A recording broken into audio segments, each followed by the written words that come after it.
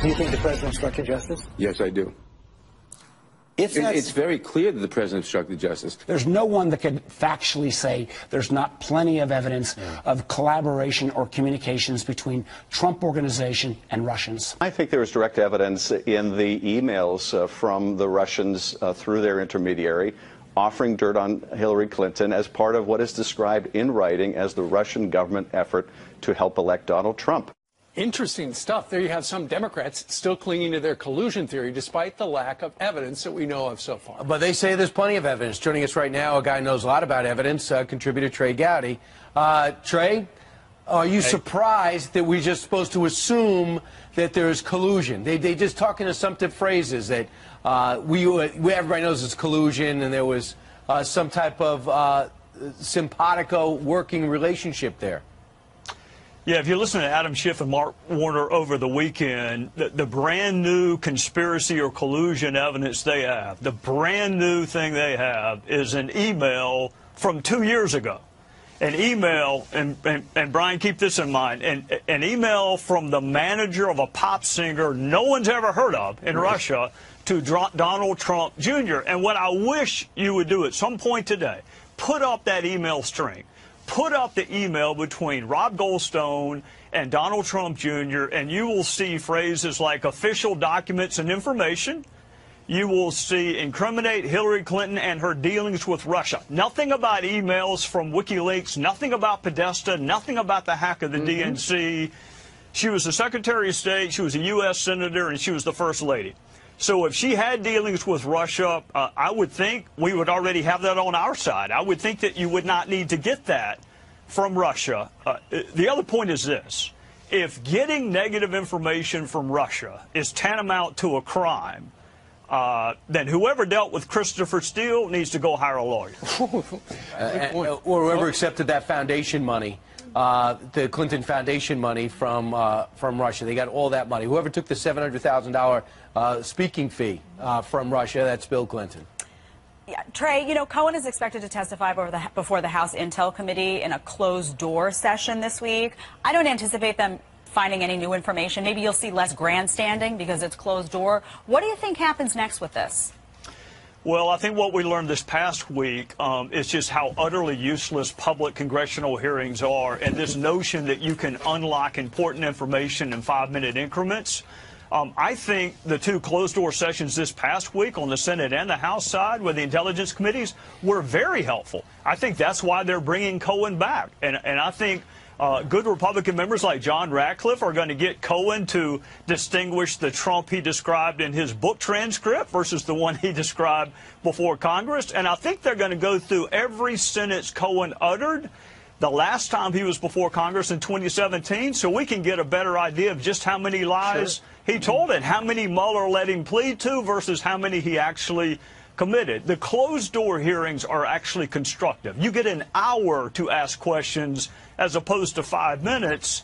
Look, Cohen is not being used as a witness by the Southern District of New York. He's not being used by a witness as a witness by Mueller, but yet Congress thinks he's good enough to not only use as a witness, but kick off their case against President Trump. So, Mr. Gowdy, are you suggesting that Congress is less interested in getting to the bottom of it and more interested in just making Donald Trump look bad over the next 2 years until Election Day? Well, let me ask you this. What serious finder of fact can you name that identifies information in 5-minute increments and does it on television, and then flip from one side to the other? Yeah, I mean, the grand jury doesn't do it, your local sheriff doesn't do it, your United States attorney doesn't do it. Well, you've tried to do it. You've tried to do it in the past. And I was an utter unmitigated failure, which is why in the one investigation I ran, we interviewed 103 people. 102 of them were done behind closed doors. Yeah. Only one was done publicly, and that didn't go very well. Wow, Trey, I got to ask you, I can't make heads or tails of this. The Southern District of New York was emphatic that Cohen was not a cooperating witness. Yet he refused to answer some of the questions because he says it was an ongoing investigation. So no one followed up with a question you probably would have asked and said, by the way, are you cooperating with the Southern District of New York? What do you read from this?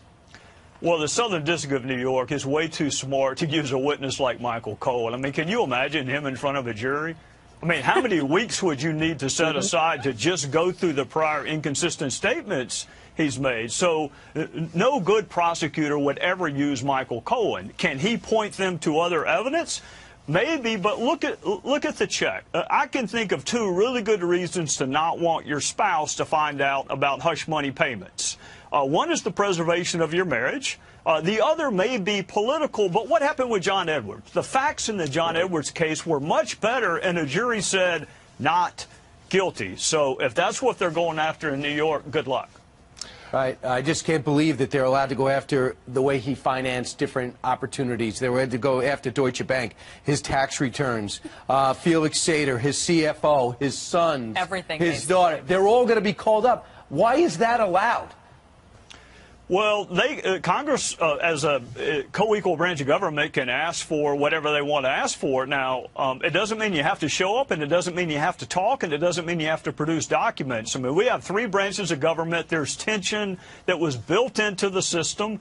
Nadler, remember when Nadler and Schiff didn't want to interfere with ongoing investigations? Does anybody remember that? Yep. Good point. They no longer have that concern. So this is all about 2020, and they can ask for it, but the president's got really smart lawyers, and I'd be shocked if they produced it. The problem is, though, that if you don't show up, the media paints the narrative as you're trying to hide something. So unfortunately, the position the president's in, it's like he can't win no matter what. Well, the media is going to do that regardless. You just played a clip of Jerry Nadler saying the president committed a crime. Yep. Did you hear that crackerjack reporter follow up with okay, list all the evidence. Who's your first witness? I mean, who's the first witness you're going to call in an obstruction of justice case for the firing of Jim Comey? Are you going to call all the Democrats in 2016 who thought he should be fired? Is that going to be your witness list? Great point. The big question is, does America want to watch for the next 18 months a Trump investigation without winding up with some sort of Trump investigation fatigue? And that could come back to backfire on the Democrats. We'll never get Trey Gowdy fatigue. Now, we have a big problem in this country. Let me get to our first guest. Joining us, Professor Alan Dershowitz of Harvard. You know, Professor, you and I have a common bond, a love of Israel.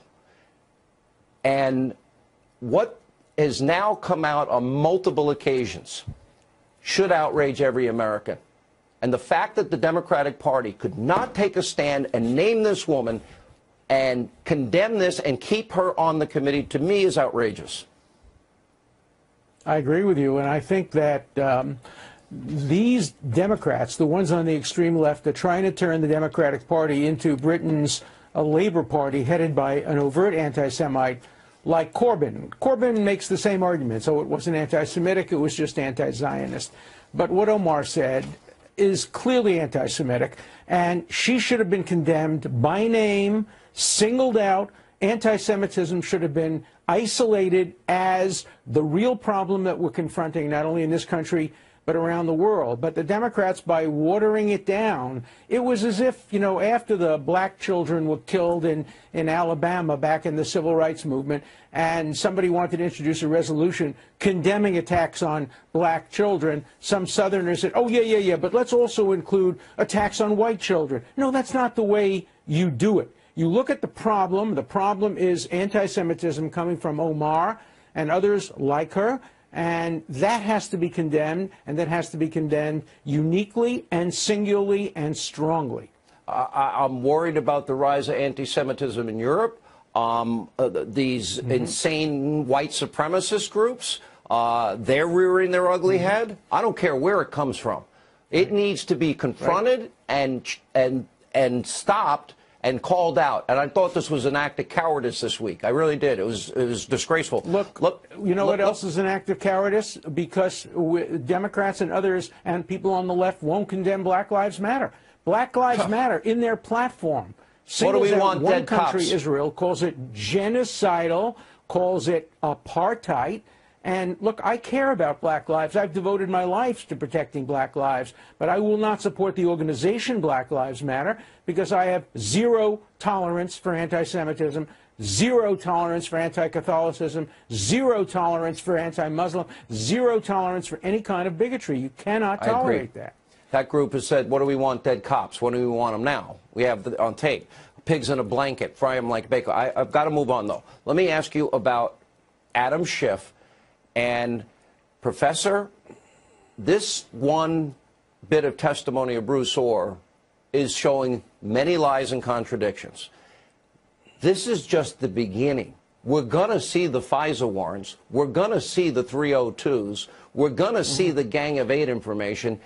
And we're going to get all of these, all the testimony of all of these people.